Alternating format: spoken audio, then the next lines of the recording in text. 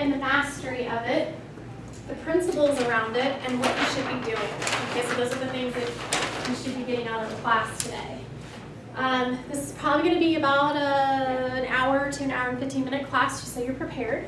And if we all get antsy, I'll let you break for a quick minute, but not long, okay? So the 33 touch is a not creepy way to keep in touch with your database. Okay, so we're not actually touching people. The 33 touch is simply a plan in order for you to keep in communication with your database. And it's also a system. The system has a return on investment. There are 3 types of touch plans that Gary Keller teaches in the Millionaire Real Estate Agent book. If I were as good as Brian, I could give you the pages. I think it's like 145 and 152. Okay, and so we're going to be talking about a 33 touch. We're going to be talking about a 12 touch. And we're going to be talking about an 8x8. Those are the 3 systems that we're going to talk about today. I'll define them. 33 touch means that you are in communication with your database 33 times a year. Touches must be multi-channel. So that means that it can't be all email, it can't be all mail, it can't be, well, I guess it would be awesome if it were all verbal, interaction, but probably not feasible, especially if you have a 5,000 person database eventually, right? So that's just almost impossible to have that much interaction with everybody physically. So it could be phone calls, it could be email, it can be all of those things, personal meet and greets, meet for coffee, say hi, just drop by to say hello. It can be mail, email, stuff like that. It just has to be a combination of those things. And the combination, cheaper if it's more phone calls, and freer if it's email, but those things alone will not work. So it has to be multi-channel. When I say that, that's what I mean. A 12 touch is defined as keeping in touch with somebody 12 times within a year. So basically once a month. An 8x8 is 8 pieces of communication, again multi-channel, within 8 weeks. Okay, so everybody got it? In other words, I'm going to throw those terms out and I want you to know what they mean. Okay? All right, so in the Millionaire Real Estate Agent book, you're going to see a chart that looks a little something like this.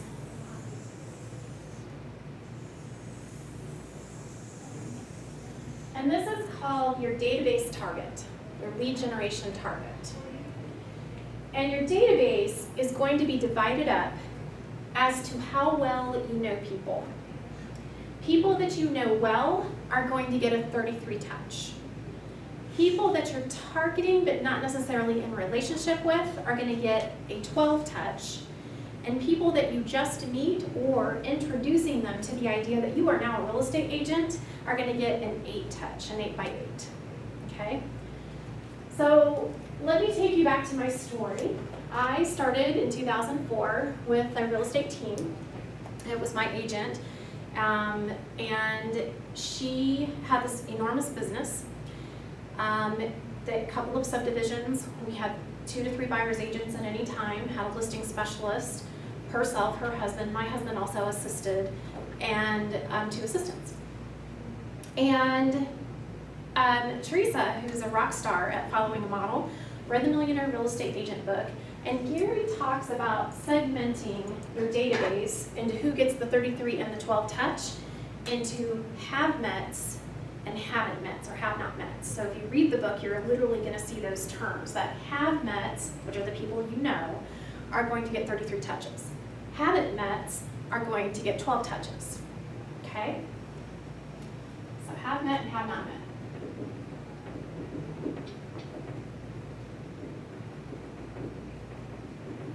When the market was great in 2004, 5, and 6, and we were making lots of money and new homes were selling like crazy and there was a lot of marketing dollar to pass around our team, we took that pretty literal.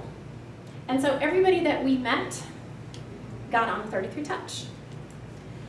What that consisted of was a postcard twice a month, a quarterly call, 2 to 3 items of value that were sent out special, like sports schedules, calendars, things like that. There would be quarterly email that would go out, and then the core, which I'll explain all of this, would get personal meet and greets. So the market declines. My rainmaker develops breast cancer, a pretty bad case, actually. It took her 5 years to recover. She's now cancer-free. Teresa's actually our operating partner of our particular brokerage, if you know her. She spends time with her daughter in Illinois right now, so she's in the office very often. But when she went down very ill, it became very difficult for her to do business. My husband and I basically picked up the team, started to kind of run it, and eventually we made a deal where we took over her team and then kind of hired her back. That's the beauty of Keller Williams' model, is that if you follow the model, you will have a business with a residual, repeat business running a 33 Touch that you can count on will do business with you, and that has value to a younger or another agent that you might be able to sell your business off or take a referral off of it, when you're ready to go sit on the beach. Okay, hopefully not recovering from breast cancer. That was a not planned event in her life, but fortunately she had the models in place to make it happen. Okay, so I'm running this 33 Touch. We have about 2,400 people in our database that we are 33 touching, because this is the accumulation of 3 or 4 buyer's agents, a listing specialist, plus all of Teresa and myself meeting people for sell by owners, expireds, doing multiple open houses within the team, subdivisions where we're meeting multiple people coming in, parade of homes, all that craziness. And because, hi, I'm Carolyn, it's nice to meet you, welcome to my open house, and you come in and I've met you, we're putting you on a 33 Touch. At the time, we were running that 33 Touch with very nice, big, glossy, oversized postcards that said Happy New Year and Happy Valentine's Day and all of that stuff. And it was costing me about $1,200 a mailing. Fast forward into a bad market, we lose subdivisions, I lose market share, prices go down, average commission goes down. Suddenly, that $2,500 to $3,000 a month I'm spending becomes unbearable. And I'm looking at it like, okay, there's a return on investment. If you've already read the book, you know that for every 12 people that you have in the 33 Touch system, you're going to get 2 pieces of business every year on average. And I'm looking at this going, we have been doing this 33 Touch for years. And it's 10% of our business, and technically only represents maybe 8 to 10 people a year that are coming back and doing business with our team. Why is it broken? I just don't understand. And out of self-preservation, I stopped mailing everyone. The only people that we put on a touch was the people I personally had done business with until I could figure out what was wrong. And it was about a year to a year and a half, my husband, I, and our assistant at the time, started to comb through that huge database, which really was about 5,000 people, 2,400 of which were have-mets. And I sat through a business clinic, which we're going to teach in November, where it was actually Randy Beal, who's an agent in our office, taught that clinic, and he said, the definition of a have-met isn't that you've actually met them, it's that you have a relationship with them, that person knows you, and they think of you when they think of real estate, or have the high potential to think of you when they think of real estate. So the best way to discern is you're looking through your database list of people that you think should belong in your database. The difference between 33 Touch and 12 Touch, have met and haven't met, is this. If you were to walk into a grocery store, and let's say you just ran into that random person on your database, would you know them? Would they know you? And would they know that you're in real estate? Now they can know you because of other things, right? They can be a family member or a friend or church buddy or whatever it is that you have. But do they think of you when they think of real estate? Or do we want them to? And if the answer is yes, then they belong on a 33 Touch. If the answer is no, I met you at an open house once, but if I were to run into you 6 months later, I probably wouldn't have a clue who you were, because I meet tons of people in open houses that I don't get into a relationship every week, then they do not belong on a 33 touch. You are wasting your money because they don't think of you when they think of real estate. That is what we're going to learn as kind of a mini farm. Okay, we're going to label all of this, but you're wasting your money by sending them stuff too frequently. Okay, so you're not going to get a return on that investment. So once I had the clarity of who should I be 33 touching, and we took us a year and a half to literally just go A, B, C, D, and break all that down and get rid of all the old for sale by owners that we marketed to, didn't get the listing, they moved on. The expireds that listed with somebody else and sold, or maybe they didn't, maybe we leave them in the database. And then how do we know this person? They were an open house. Do I have a relationship with them? Or was it one of the buyer's agents we had in 2003 and they don't have a clue who I am? Much less Teresa, because they met the buyer's agent, right? So if we're not in a relationship with these people, they didn't do business with the team, then they have no need to be on a 33 touch because we're not going to know them from Adam if we walk into a grocery store. It gave me just amazing clarity, that just that small piece of information. Got that down to about 400 people. Literally 2,400 people became 400. Now there's a number that I can master, right? I can afford to do that, even in a bad market. How can I not afford to keep in contact with 400 people? So, so that's what got rebuilt. And in about 2010, 2011, we started the 33 touch without fail. Every assistant I've ever had knows every 2 weeks something goes out. Right? And it's their job. That's their number one priority, is to make sure you don't have an assistant yet. It is your job to make sure that happens, right? That's your number one priority. That is part of your lead generation, okay? And although I don't want you to spend 5 hours figuring out what postcard am I going to send, not allowed, but if it takes you 30 minutes to pick the postcard and print the labels or put it in eEdge and hit go and put in your credit card information so they can send it out, that can be counted as part of your lead generation because it is going to get you a return on that investment. Are we cool with that? Okay, good deal. Okay, so here's how to organize your database. The very center target, which I'll do in red, is for me, it's 33 touch, but it's deeper than have met. It's what I call advocates, or sometimes if you've been in another class, I call it my core. Okay, it's my 33 touch core. These are people I've met that love me, I love them, and they will stop at nothing to make sure that I am referred to anyone they encounter that might have a hint of needing to buy, sell, or invest in real estate. Okay? Some agents might call that an A, or number 1, or the color green for money, or however it is that you want to classify these people, classify them so that you understand what it means. And then teach your team when you get one what it means. The second ring, which I'll do in blue, is going to be 33 touch have met. These are people that in the grocery store test would absolutely pass the grocery store test. They might refer you, you might get some business off of them, but they're not necessarily, they may not be indebted to you, right? But they would certainly use you again. They would certainly refer a friend if directly asked. So this is kind of how I discern the difference. I'm at a party, and I'm talking to you. And I'm an advocate for Joe. He's my agent, I love Joe, he's awesome. And we're talking about shoes. And all of a sudden, I hear back here somebody, something, I just can't wait to buy my first house. Excuse me for just a second. I heard you talking about a house. And have you have an agent yet? Because I've got a really good one. His name is Joe, and would it be okay if I had him call you? Blah, blah, blah, right? And so I'm going to set that up, okay? I'm an advocate. I belong in the center dot, okay? If I'm going to go out of my way to make sure that referral happens, then I'm A+ in his book. Now, the second ring, the blue ring, or you can call it the B if you want to, B or number 2 or whatever it is you want to call it.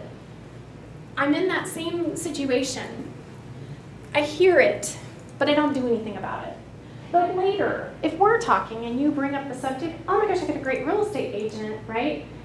I'm still going to give you the referral, and you've got to teach people how to refer, by the way. And I'm going to call and let you know, but I'm not seeking and destroying business for you. But if it comes to me, I'm willingly going to give it up. That's the difference between center ring and second ring. Clear? Okay. To me, the difference is it's still a 33 touch and these people get the same thing. The difference is that the advocates get more personal visits. Hey, we got extra tickets to the Royals game. Hey, we got tickets to the movie theater. You guys want to go? Hey, let's just go have a dinner. Hey, you want to meet for coffee? They're going to get that personal extra touch. They're definitely getting handwritten thank you notes from me. They're getting handwritten holiday cards. And this number is not a very enormous number. If there's 400 people in my database, actually I've built that up to about 500 now. But if this is 500, this core is probably about 12. It's not huge, so I can afford to, once a month, hey, which one of the advocates can we invite, or can we get a couple of them together and have a party because we all know each other, or, how does that work out, okay? The only way that you're going to know your advocates is to track, which is why sourcing every single piece of leads that come into you is so important, and keep track of it. eEdge will let you do that. You can categorize it or put it in a group of your different sources. So I have a source that's my circle of influence. So if one of my peeps, gives me a referral, I'm going to source it or group type them as, referred by my COI, circle of influence. Some people call it SOI. And so that when at the end of the year I can pull a list of all of the people that I worked with, and then I can see how did they come to me. I actually keep track of that on a monthly basis. What do you call the blue people? The blue people, it could be V-ring, number 2, color blue. It's still 33 touch. Okay, so the rules are both of these categories get a 33 touch.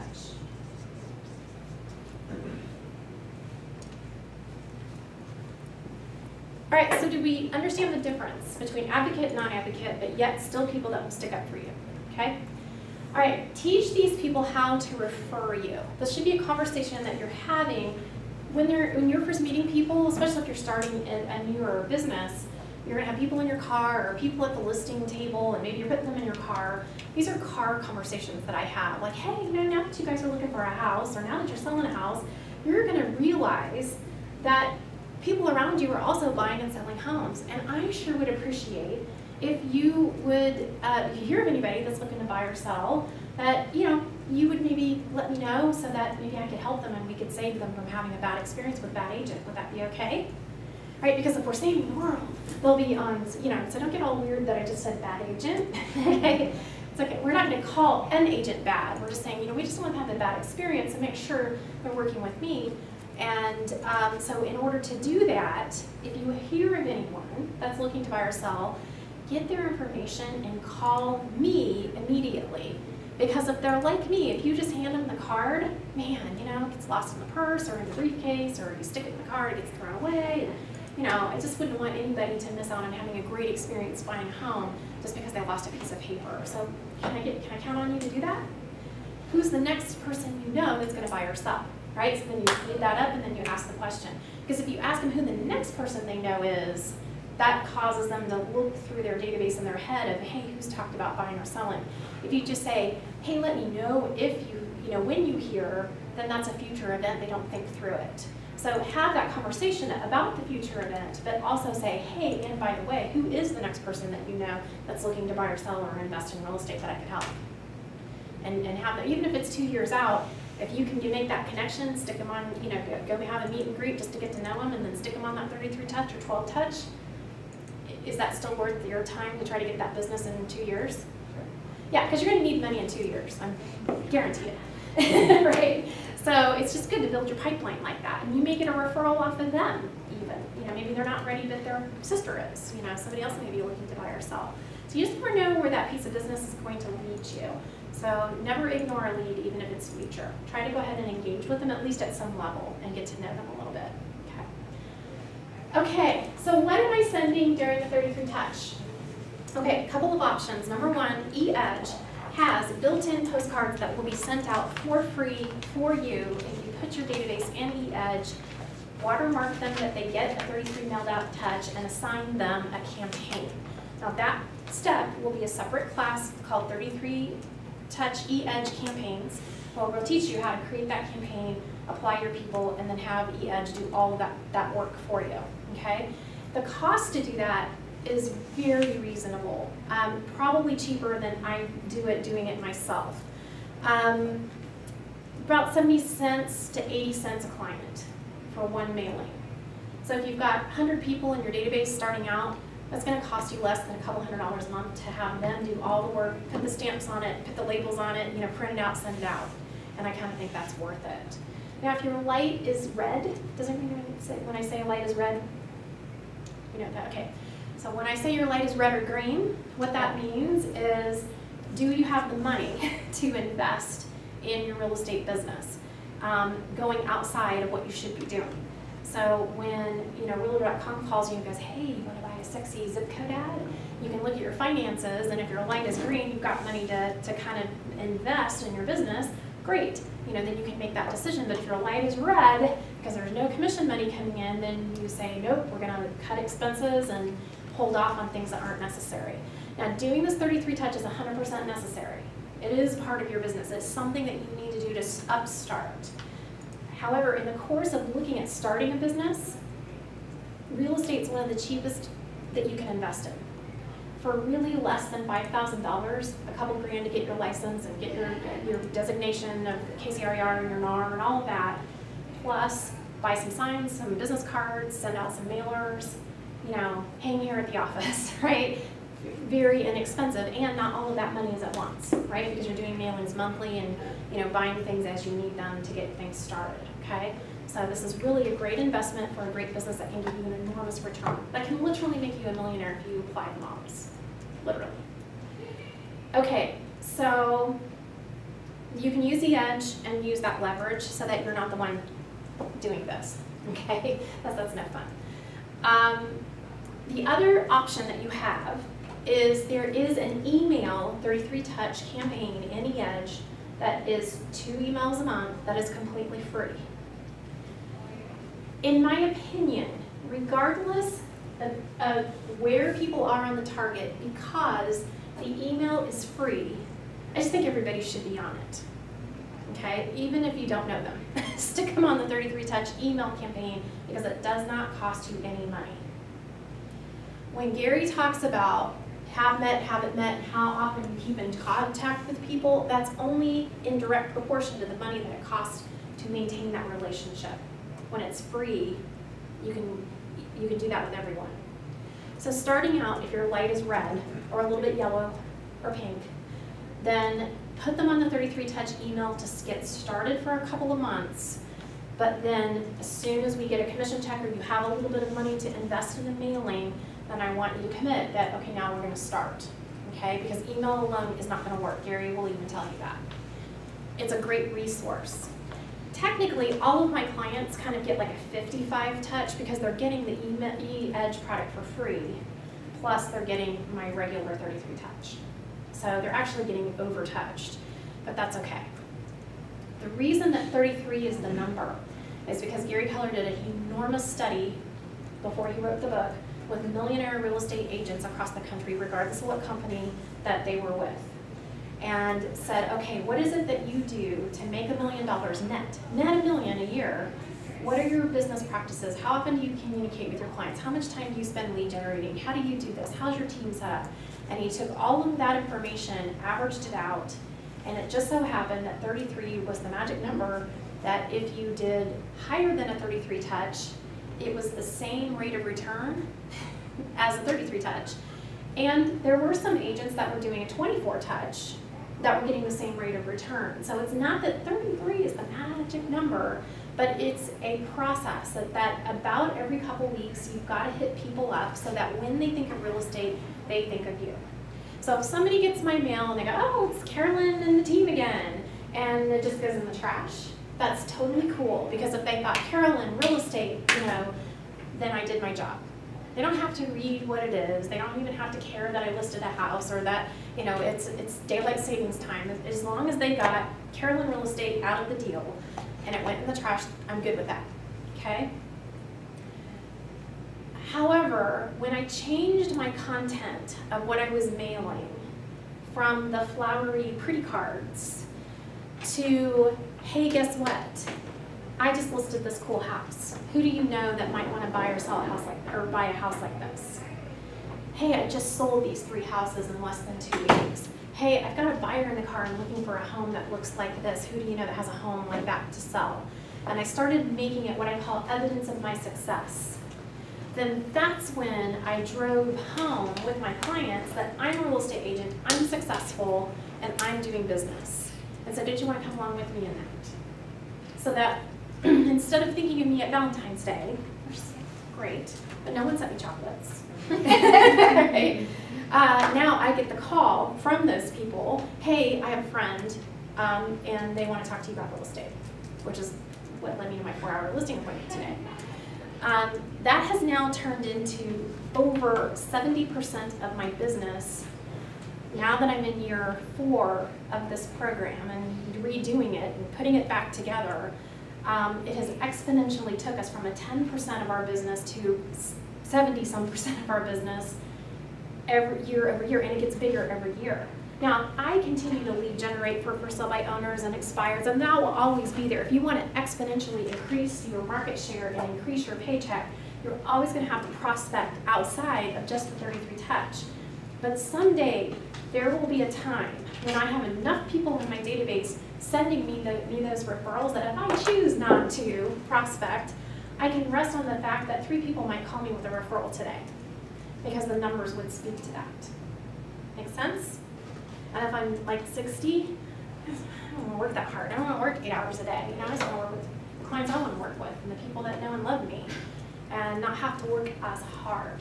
But anytime your business is down, anytime you're starting a business or you've got big goals and you need to propel yourself, you're always going to have to go back to prospecting in order to get that market share. So you get the people in your database that become your advocates and your 33 touch friends who will continue to give you referrals throughout the course of your life. Good? Questions to this point? Okay, so my 33 touch is I just listed, I just sold, I have a buyer. It is a templated either 1-page flyer, it's a half postcard, or a small postcard, and it rotates. Because I believe that some people will process mail differently in different times of year, like campaign times. Postcards get overdone by the politicians. So my assistant just rotates it out, and then they still get the items of value. But I don't do the calendars anymore. They're more expensive. I do the baseball magnets with the schedule and the football. That's kind of where I'm at. Looking at doing a chip clip. I heard that from Edie's team. I thought that was kind of cool. I'm in the middle of a rebrand right now, so I'm coming from being the tag team into owning my own name on the team. And so I'm going to do a chip clip with both names on one clip so that my closest people will understand the tag team is the same as what will be Geiger Elite Real Estate. And so you can do stuff like that as budget allows. And there have been times when maybe the budget just wasn't quite there for one of the magnets and I skip it. It's okay, they're still going to get 32 other things. So it's okay. You know, if they only get 20 mailings that year instead of 30, it's all right. Like you're going to be okay. The point is be consistent, have a plan, and execute it. And be as consistent as you can with the mailings. If 1 week they don't go out, they don't go out. Don't sweat it, okay? But don't let it die. Because it takes a year to 18 months to get this kicked up to where you're going to start seeing some results. And it's really going to be year 3 or 4 before you start seeing exponential return on your investment. It's going to take a little bit to get going, okay? For these 2 groups, what was the return on investment? What did I tell you guys? 2 for 12? For every 12, you get 2 referrals over the course of the year. Okay, for every 12 people, you get 2 referrals or pieces of business.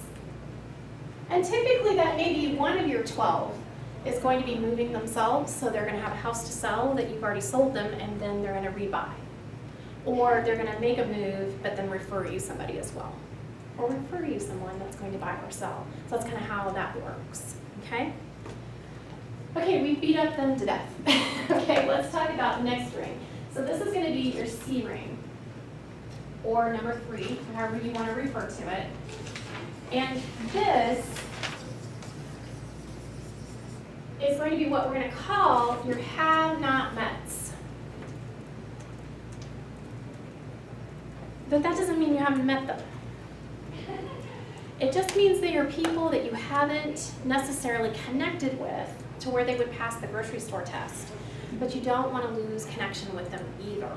Okay? So when I meet her in the open house and a few months go by, if what I'm going to choose if she doesn't respond to my initial following up with her, hey, are you ready to buy a house? I'm not really ready, but maybe call me in 6 months. Then that's the person I'm going to put in the C ring, and I'm going to do what's called the 12 touch with them. So every other mailing that I'm sending out, they're getting whatever it is that I'm mailing. So third ring is future leads? Basically? Potentially future leads, Okay. people that maybe you just haven't cemented. Orphans. Do you guys know what an orphan is? Okay, an orphan is when I sell a listing, let's say Joe buys my listing and he has his own buyer's agent. He becomes my orphan. So I had the house for sale, he bought it with his agent. I continue to 12 touch the house I just sold. And what happens is that NAR statistics say that 93% of all people that do a real estate transaction with an agent would use that agent again. 6%, I think it's like 6%, it's under 10, actually use that agent again. Because the agent doesn't keep up. Is anybody in here from another company transferring in? We have been. We Have came been. from another company. Were you taught that? We weren't there. No, Wow. no, Yeah, and same. we weren't there all that long. Yeah. So it's not taught to keep in contact. I mean, some people pick it up from the various seminars and things they go to, but the average agent doesn't keep in contact. So they say only 6% of people will end up using Will this, actually use their agent again. but 93% say they will? Say they will when they close the business, but 5 years later when they're ready to buy or sell again, they forget who the agent is. Some of it's attrition. Sometimes, especially in the market we just came from, when I first got into the business in 2004, it was like 14,000 real estate agents in Kansas City Metro in the MLS board. I think now it's like 7,500. So we lost half of our agent base. So a lot of those people just don't even, like if they wanted to use their agent, they couldn't because they're out of the business, lost their license, went into referral, whatever. And how many of the agents that even were rock stars and are still in the business are actually taking the trouble to follow up? I'm usually good for 1 to 2 listings a year off of an orphan. People say, my agent never kept in contact with me, but you sent me all this stuff. You sold this house once, I'm sure you can sell it again. Will you come over? How do you classify them in your database? Orphan. There is a contact type called orphan. Potential orphan is what it is. And that goes in the C ring. Because it's not that I have a relationship with them at all, and I probably didn't even meet them face to face, but they know my name because they saw my sign, and I'm sending them stuff. They know I'm the listing agent of the deal. So And they're on 12 touch? they're on a 12 touch. Okay. So every other mailing, she knows to include the 12 touch people, and that's one of the people that feeds into my 12 touch. Past open house attendees, internet leads that you do have an address from. If you're farming around, like who's here for Brian's geofarming class? Yeah? Okay, good class, isn't it? Yeah. I mean, he taught me, even after years of door knocking and doing that stuff, I was like, oh man, I'm not doing the thing on the back. I'm not, So that really put me to a new level. And, people that you meet door knocking, you've met them, but if you ran into them again next week, you probably wouldn't recognize them unless you had a really meaningful conversation with them. So they'll go in my C ring. You do have to kind of edit your database every year. I have a cleansing, and I'll go through the C ring. I'll even go through some of my 33 touch If I get mail back from somebody or somebody moved, I've had some people that I sold houses to in the good years that foreclosed in the bad years were too embarrassed to pick up the phone and have me help them or at least give them a referral for sure, or, anything. And so, you're gonna lose people, or somebody in their family gets a real estate license and, lists with them and, it's not that they don't like you, but you'll just lose some business. So you're always gonna have a little bit of attrition. Usually about 10% of your database is going to probably go away, but you're gonna gain people every year as well. Yes? Can I ask you a question? So you meet someone from door knocking or something like that, you're able to get their contact information, which is not always easy, it depends on, and so that may be another class, but when you meet them originally they go into your 8 and 8, and then they slide over into your... Yes, I'm actually gonna funnel into that. Okay, I'm sorry. What the 8x8 is, yes, that's correct. So when I first meet somebody, they're gonna go 8x8. Yeah, absolutely, and then we're gonna make a decision. Right. And the same thing happens every year. I'm gonna look through that database of the people I'm spending money on, and I'm gonna be like, okay, who moved on without me? I mean, it takes a little work. You gotta go into the MLS, look up their address, look in tax records, do a reverse search on them to see if by chance they have moved without you. And if so, then the mailings stop, right? I don't necessarily delete out my database. They might just go into kind of a holding tank, if you will, where they're in there. If they ever happen to call me, great, but I've lost touch or I don't know where they are.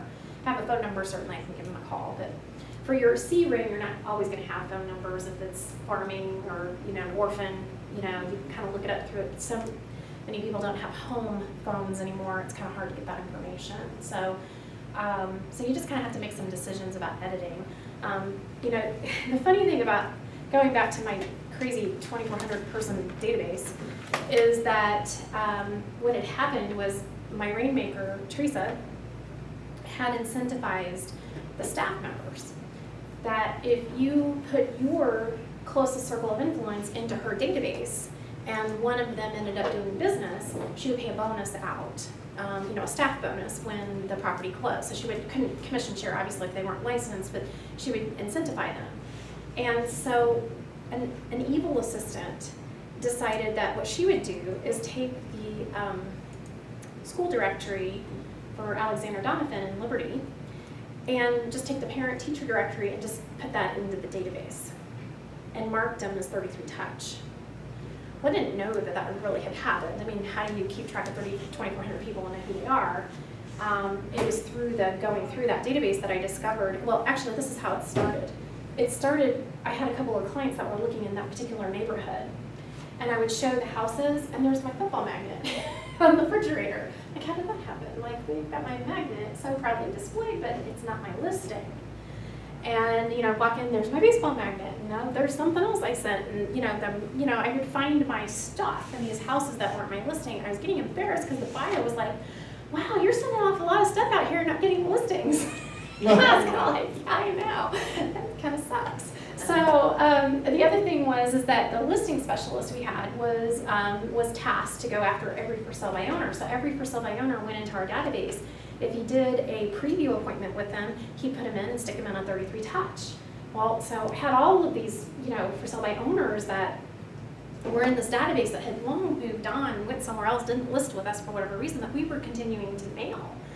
And in some cases we were getting forwarding or, eventually it would cut back, but there's probably a year that goes by that the forwardings are still good with the post office before when I think about how many hundreds of dollars we wasted, mailing people that didn't even live there anymore, and it just gets forwarded.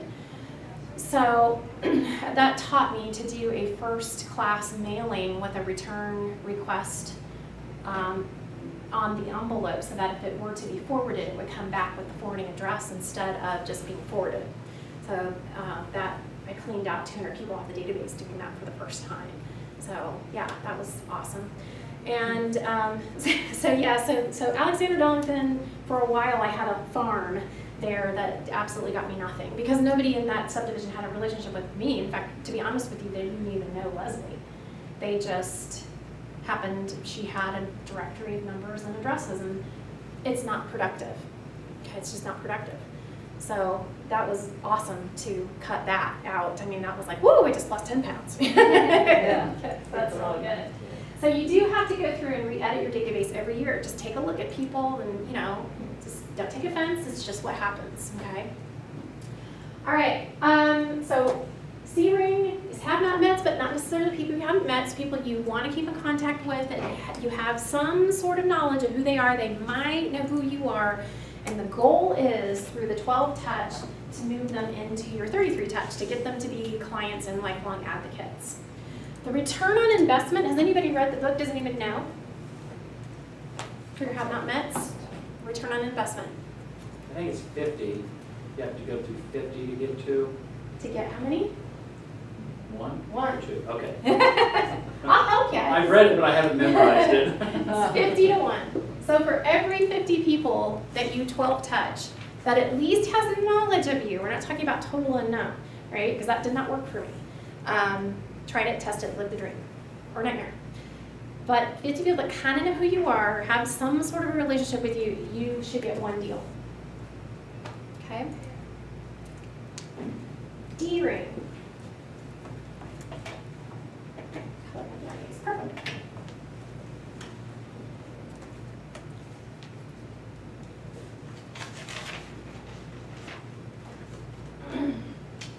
So these people are your total unknowns. This is your farm.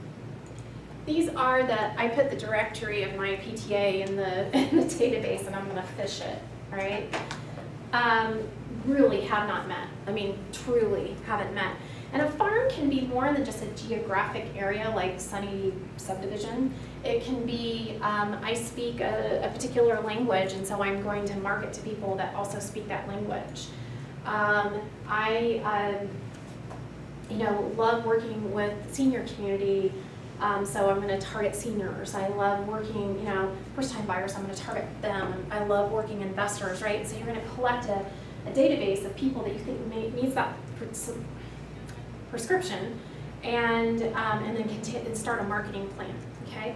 They also get a 12 touch, but here's what I'm hearing from top-level agents at Mega Camp and Family Reunion is the guys that are farming at a really high level, for whatever their geographic or demographic is, it takes really about an 18 touch, because just the mailers alone doesn't get you the return. It takes a call, it has to be multi-channel. And what most people do with a farm, so let's say I'm going after, Main Street subdivision. If I just start mailing it, right, and there's no relationship or other effort, it's not multi-channel, I'm not going to get that return on investment. I know that from Alexander Donovan experiment. So you have to make another effort to try to get in relationship or become the expert of that particular genre group or neighborhood. So whether that's you have a seminar, you invite them in for something.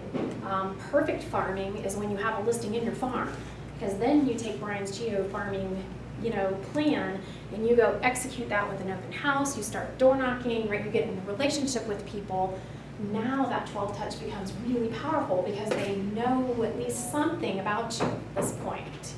So farming isn't just mailing it out. There's got to be some other level of communication, whether that be calls, door knock, and email. There's got to be something else kind of supporting it.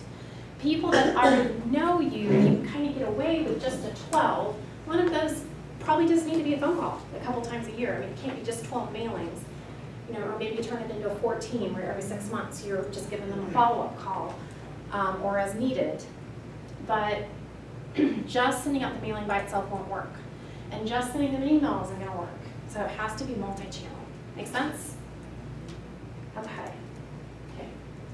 Now, 8x8. So I meet somebody in an open house, and I don't know which way it's going to go, right? It could be awesome, and she's going to do business with me, or not. She's got another agent. She just didn't want to tell me she was being shy, right? And so I start the 8x8 process by, number one, I'm going to give her a follow-up call and send her a handwritten note. So whenever I first meet a buyer, for however it is, whether I Pop-Tart it, it's an open house, internet lead, if I can get an address, then I'm going to send a handwritten note. It was great to talk to you today. And then that day, the next day, whenever it's warranted within that first week, they're actually getting 2 touches. You've got to have that follow-up call just to make sure that there's not something you can immediately help them with. Because if you don't, you might be missing out on somebody just not telling you, I'm motivated, because they're testing you. And if you had given up that follow-up call immediately, within a couple of days of meeting them, say, hey, now that we've had some time, is there anything I can help you with? Well, yeah, actually, I am. Because maybe they met 3 other agents who all were horrible at their open houses and didn't even offer to help them, and you were the only ones, and now suddenly you're the golden child. If you don't follow that up, you may miss that lead.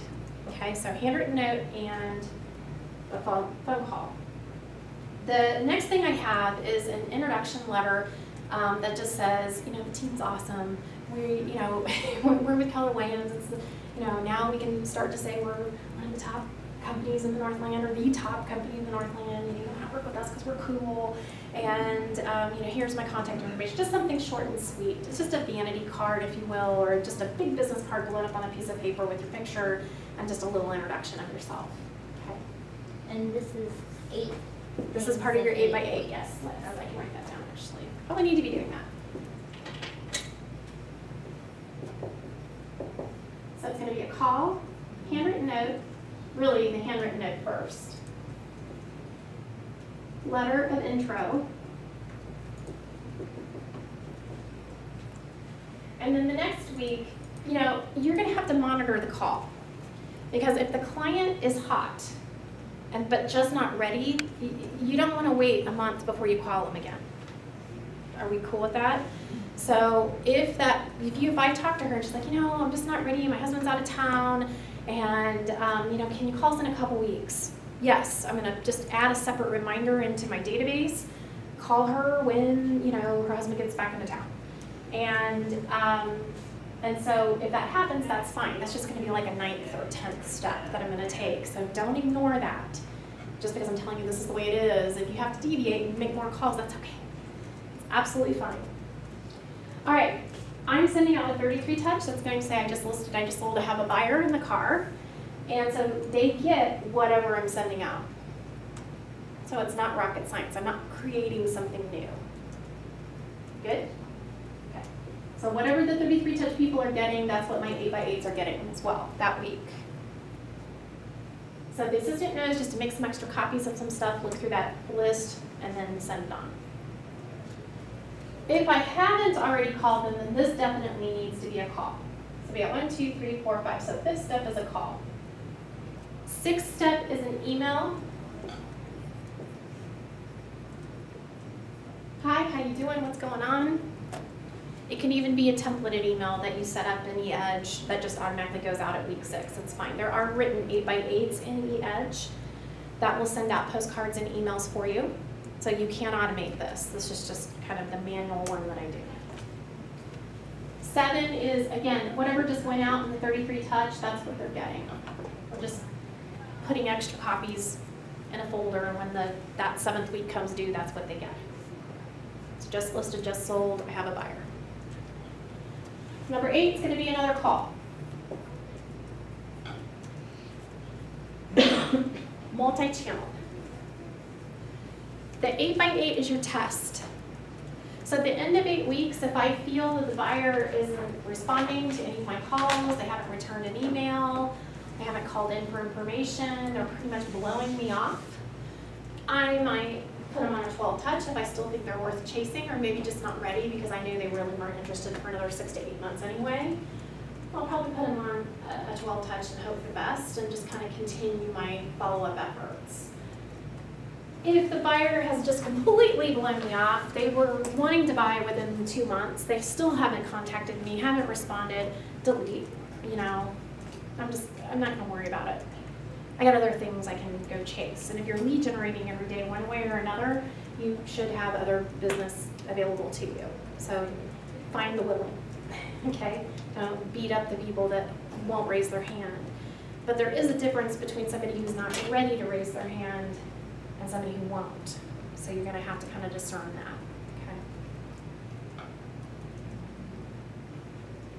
okay? If you are brand new in the business, this is what you need to be doing with your database right now. Because they don't know you as a real estate agent. Right? Right. We just went over that. So I call it my wedding invitation list.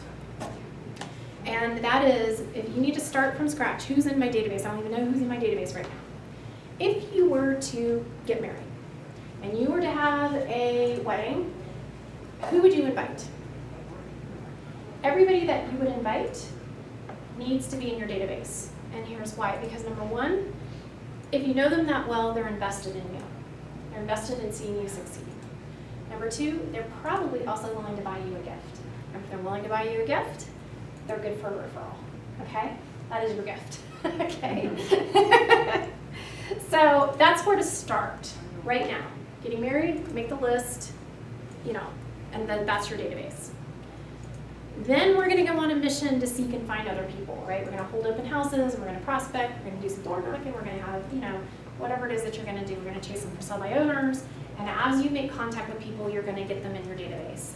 Okay, top agent will make about 20 contacts with people a day, and put about 10 of those people back into their database as new, fresh business a day. That would be a great goal.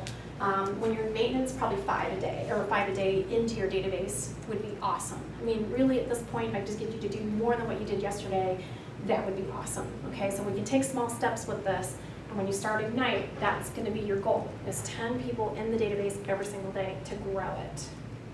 Okay, now that doesn't mean all 10 of them are gonna go in your 33 touch, but we just need to get them in there and start a system of contacting people so that we can show you the return on investment. Then you're going to mail out first. If you're brand new, I need to insert a step, which is you're going to mail out your I'm in business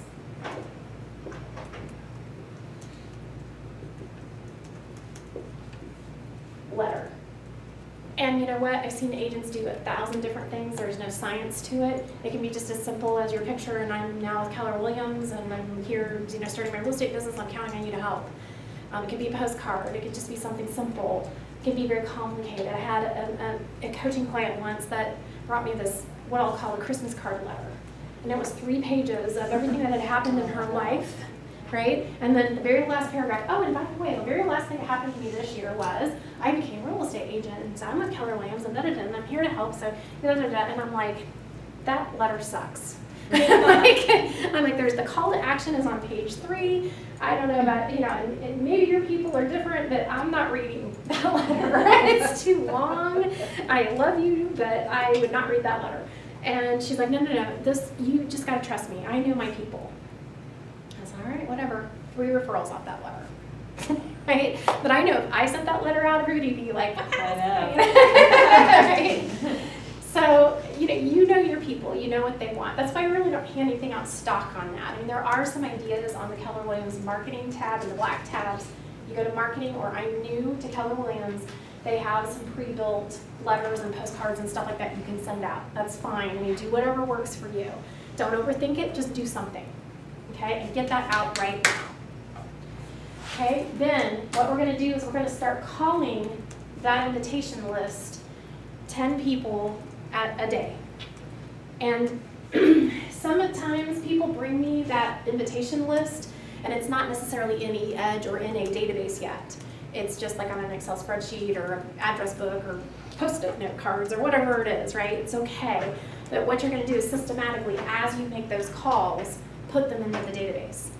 Yes, if you have your stuff in an Excel spreadsheet, there is an auto way to change it into a CSV file and upload it into eEdge in one fell swoop. Problem is you lose the detail, the comments, grouping them, and you're still going to have to touch that again to get them earmarked, watermarked, grouped, and all of that. It's hard.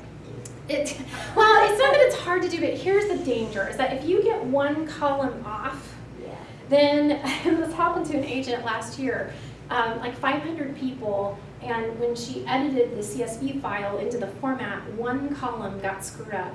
So the phone number went to the next client.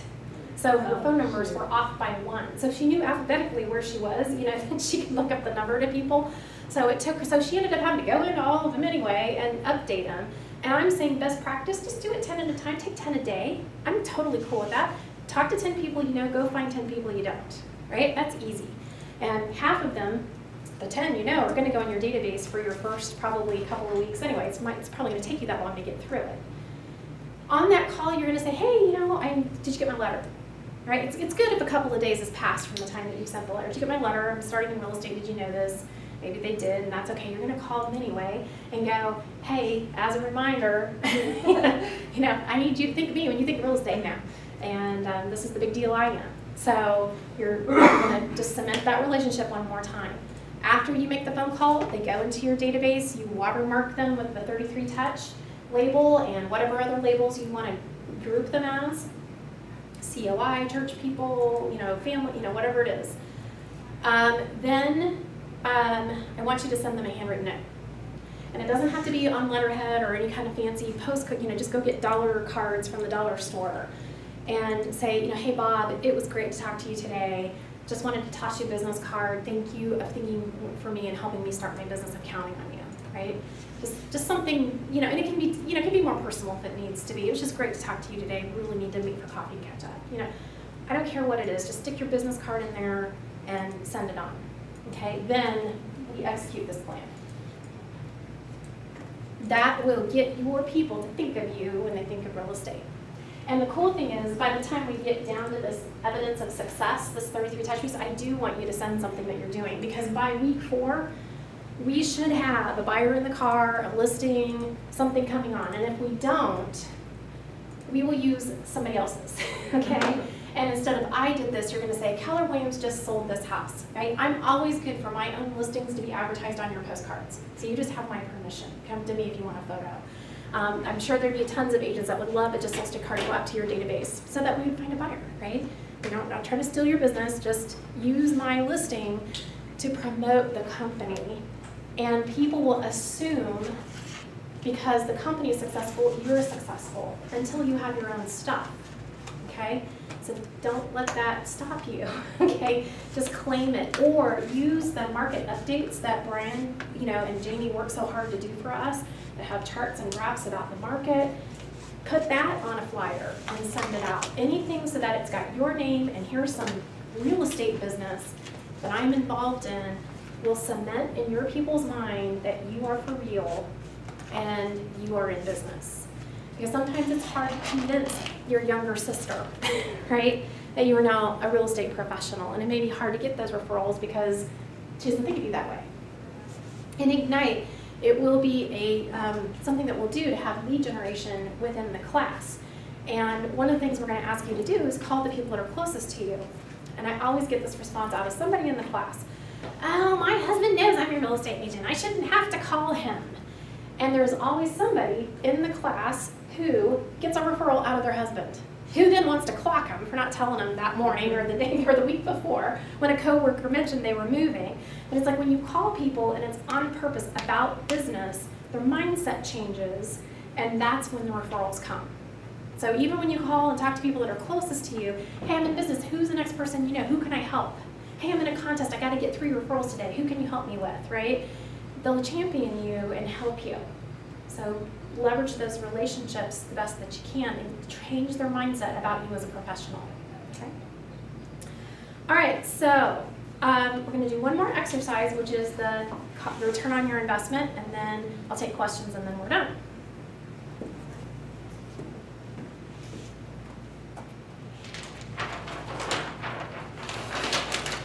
I need somebody with a phone or a calculator, or a phone with a calculator, or just a calculator will work. Who wants to be my calculator?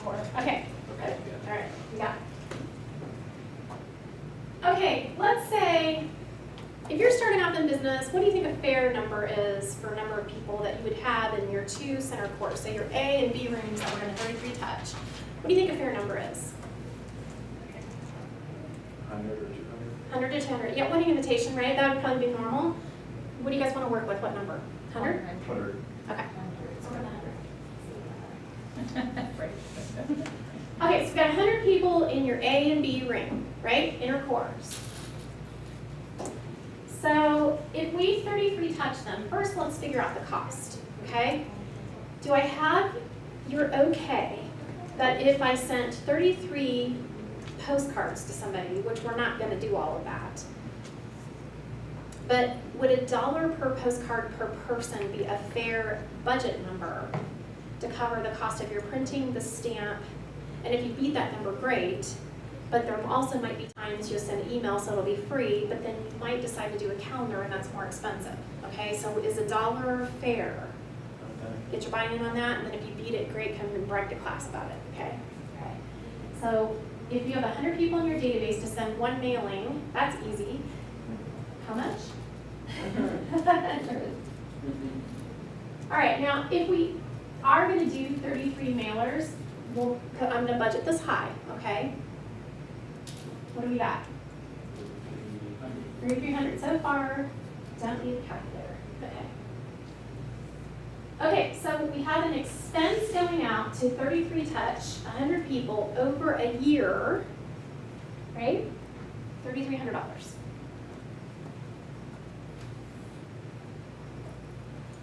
Oh, my markers over here. So this is an expense.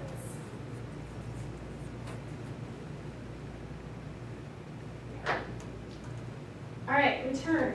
I need 100 divided by 12. 8.3. And we say we get how many? 2 pieces of business for every 12 people. Do you guys see where I'm headed here?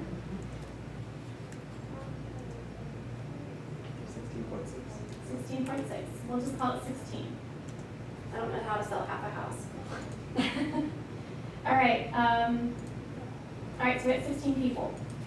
Average sales price in our market right now. Who's been to the right team meeting that knows the answer to that question or can get me close? I thought it was 150. Okay, 150.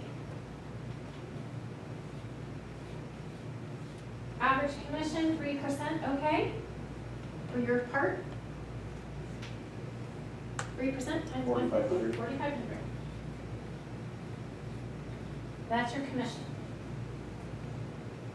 Okay, 16 sides times 4,500, please. 72,000.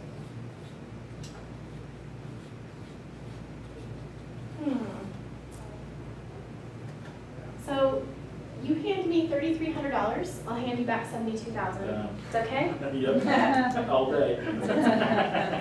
All day long. Okay, let me try this in, just in case the question's different. Okay, I hand you 3. No, you're handing me $3,300. I'm handing you $72,000. Is that okay?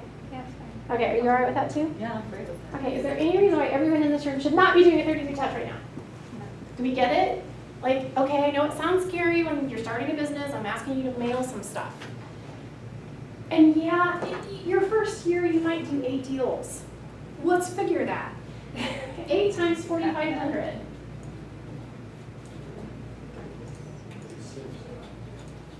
With an A. I hand you 3,300. You hand me 3,300, I'll hand you back 36,000. Is that okay? Yeah, we're okay with this, right? So until you ramp up, even if you caught one deal, it pays for itself. That's all you got off your 33 touch the first year, and I guarantee you, you'll get more than that the first year, right? Somebody you know knows, on average, 4 people that need to buy or sell in the next year. You just gotta get there. You just gotta get them to get that information to you. Okay, so you can make this happen. But you have to get in contact with that database. It's a contact sport, okay?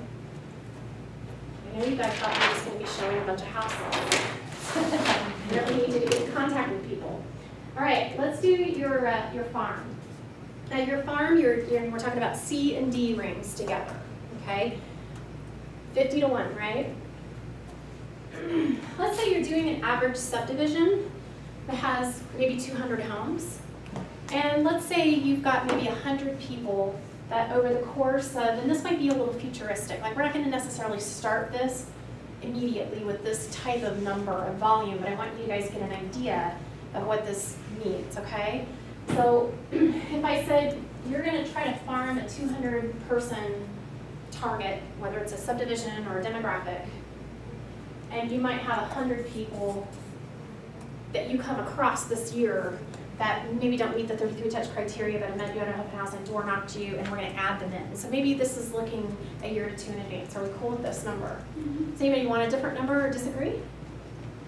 So I'm open for, you can debate me, it's okay. All right, so we've got 300 people. First thing we're gonna do is we're gonna mail them something once a month. And $1 per person, okay? Still, $300 times 12. 3,600? Yep. Okay. Now, divide this by 50. How many people are going to do business with us? 6. 6. Times 4,500? 27,000. Okay. So the return on investment, although not as enormously fabulous as the 33 touch, does it still make sense if you hand me 3,600 and I hand you back 2,700,000? Does that make sense? Yes. Is that a good investment, right? Absolutely. You just have to discern this stuff. Be very picky about your farms and the people that you are mailing, because your return on investment isn't as high. And putting in a directory of people you don't know does not work. So this has got to be hand selected and on purpose. But you can expect this type of return. So it's still worth doing. It's just your first year, it may only be 50 people. And my 12 touch technically is just going to be every other 33 touch. They're just getting that. But if I am targeting a specific subdivision, then I'm going to put together like a little newsletter with the latest sales and, kind of do the Brian's Geo Farming, on the back of the flyer so they can see that. And then, go door knock it a couple times a year, maybe, 3-4 times a year to establish myself as the local expert, okay? And then you can expect for every 50 houses, you're going to hopefully get a listing. And that will exponentially get better because those people will start to become 33 touch clients, and then you'll get more, okay? But you got to work them in. So the goal is, back to your target, is to work your outer rings into your inner ring. Because that's where the big money's made.